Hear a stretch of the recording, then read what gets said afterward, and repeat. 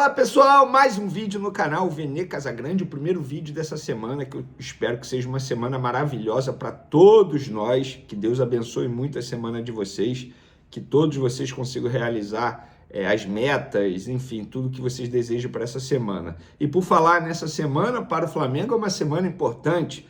Tem jogo pela Libertadores já na quarta-feira, fora de casa, contra o Independiente Medellín, na Colômbia. E depois a equipe viaja direto para Porto Alegre, onde enfrenta o Grêmio no domingo na Arena do Grêmio. E no vídeo de agora vou trazer informações importantes envolvendo o Pedro, atacante que fez gol, inclusive, no clássico contra o Vasco, empatou 2-2, um empate com gosto muito amargo, um gosto de derrota, depois do Flamengo abrir 2-0 no placar, deixar o Vasco diminuir aos 38 do segundo tempo e depois empatar com o Hugo Moura, aquele mesmo, aos 51 do segundo tempo.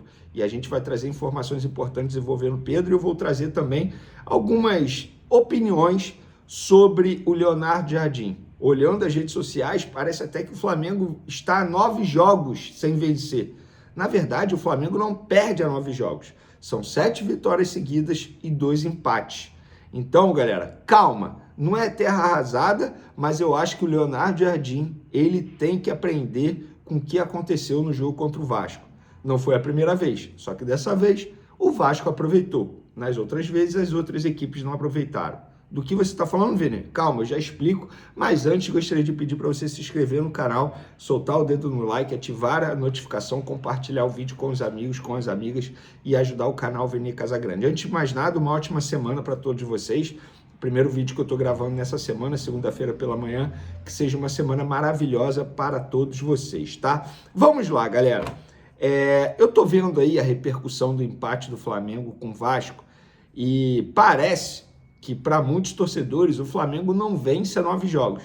Mas vamos recordar, o Flamengo vem de 7 vitórias seguidas e 2 empates. Um empate esse contra o Estudiantes, que o Flamengo jogou bem, atuando na Argentina, mesmo poupando alguns titulares, e o empate, aí sim, com gosto de derrota com o Vasco da Gama, repito, pela forma que foi. Se analisar os 90 minutos, o empate foi justo, tá, galera? Porque o Vasco da Gama, dentro do seu plano de jogo, foi melhor que o Flamengo no segundo tempo inteiro, na minha concepção. Inteiro não, mas boa parte do segundo tempo. E no primeiro tempo o Flamengo até foi melhor, só que o Vasco, repito, no seu plano de jogo, eu acho que desempenhou melhor do que o próprio Flamengo. O que aconteceu com o Flamengo? O Flamengo fez 1-0, 2-0, e eu acho que a vitória começou a escapar quando o Jorginho deixou o campo, quando o Jorginho foi substituído. Gente, assistir o Jorginho jogar futebol em loco é gostoso demais, ele joga muita bola. E ontem ele comandou o meio-campo do Flamengo. Comandou, jogou muita bola. E quando ele sai, os jogadores que entram não conseguem desempenhar da mesma maneira no meio de campo. O Saúl entrou muito mal, totalmente sem ritmo de jogo. O De La Cruz entrou muito mal, totalmente sem ritmo de jogo. O Bruno Henrique não entrou bem, não vou dizer que ele entrou mal, mas também não entrou bem. O Alacian foi totalmente displicente no lance do segundo gol do Vasco da Gama, quando ele deu um piquezinho para poder marcar. E aquele pique ele foi famoso só para dizer que deu uma corridinha e a bola foi cruzada e o Hugo Moura soube aproveitar. Então, eu acho que ali a vitória começou a escapar. Só que o grande aprendizado que o Leonardo Jardim precisa tirar desse jogo é o seguinte: não dá para fazer 1 ou até mesmo 2-0 e recuar tanto como o time recua. É uma estratégia do Leonardo Jardim desde os tempos de Cruzeiro. Quem acompanhava o Jardim no Cruzeiro era exatamente isso. O Cruzeiro abria 1-0 até 2-0, ainda mais quando era no primeiro tempo, e no segundo tempo as linhas totalmente baixas para, entre aspas, jogar no contra-ataque e aproveitar uma brecha do adversário. Com o Leonardo Jardim no Flamengo foi a mesma coisa, engraçado.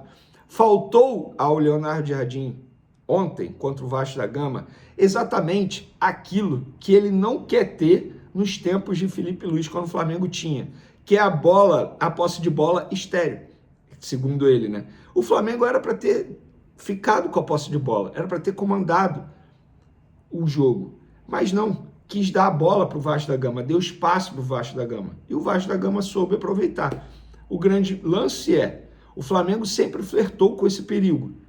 uma hora esse flerte ia se tornar namoro. E contra o Vasco da Gama se tornou um namoro. Terrível para o Flamengo, obviamente. Não foi um namoro gostoso, porque tomou 2 gols em 10, 11 minutos. Não dá para ser assim.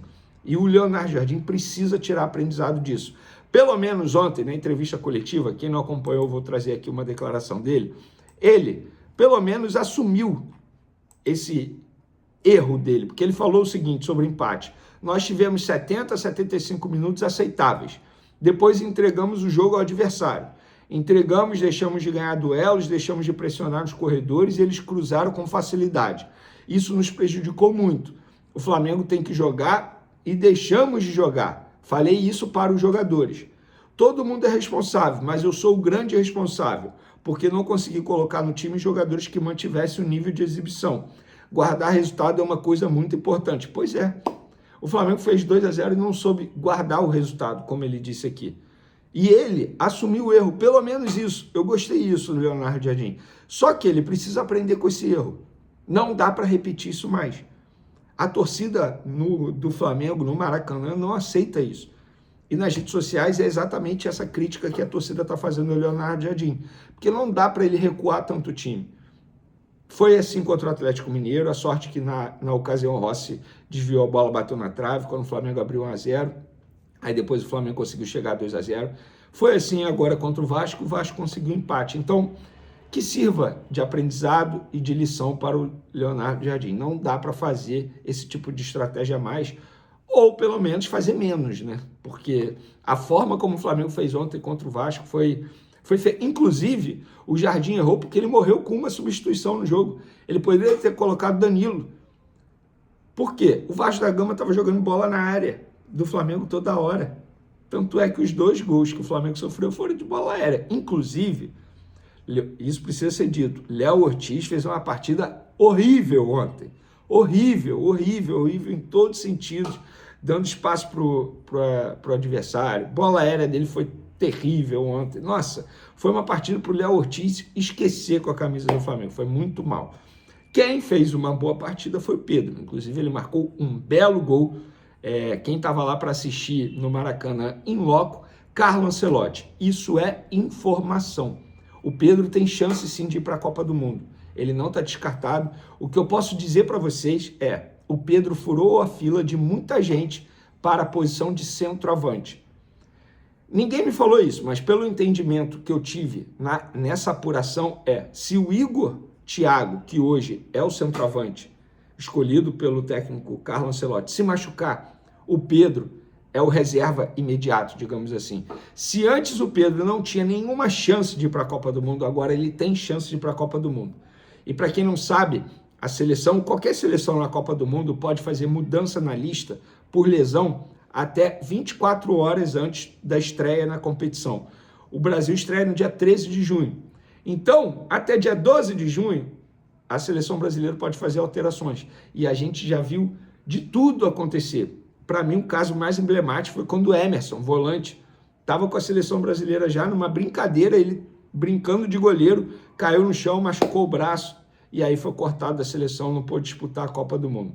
Então, galera, o Pedro, e assim, não acho nenhum absurdo, tá? Pedro é jogador de altíssimo nível, para mim é o melhor centroavante do futebol sul-americano, tem nível, sim, de Europa, embora tenha ido lá para a Fiorentina, tenha ficado poucos meses voltado para o futebol brasileiro, um jogador que já disputou a Copa do Mundo e quando foi necessário bateu o pênalti, converteu o pênalti na disputa de penalidade máxima com a Croácia. Então o Pedro ele não precisa mais se provar para ninguém. Ele teve falta de sorte durante o ciclo, porque quando ele seria titular, acabou machucando o joelho lá na seleção brasileira nos tempos de Dorival Júnior. E quando ele estava na mira do Carlo Ancelotti para ser convocado, e o próprio Carlo Ancelotti disse isso, ele se machucou novamente. Então o Pedro ele não teve muita sorte nesse ciclo, mas qualidade técnica, tática e física, ele está tendo aí nos últimos jogos. Só para vocês terem noção, desde a chegada de Leonardo Jardim, ele é o jogador que mais tem minutos em campo, é o jogador com mais participações em gols, são 10 gols desde a chegada do Leonardo Jardim e 4 assistências, pois é. E assim, tá fazendo chover dentro de campo, gente.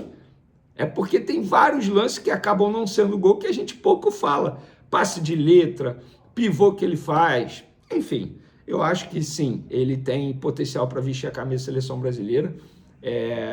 Confesso que entre ele e o Igor Thiago fico na dúvida, porque o cara tá jogando muita bola na Premier League, mas isso que eu trouxe aqui é informação, é a cabeça do Carlo Ancelotti. Beleza, galera? Partiu SBT agora, tamo junto e fui!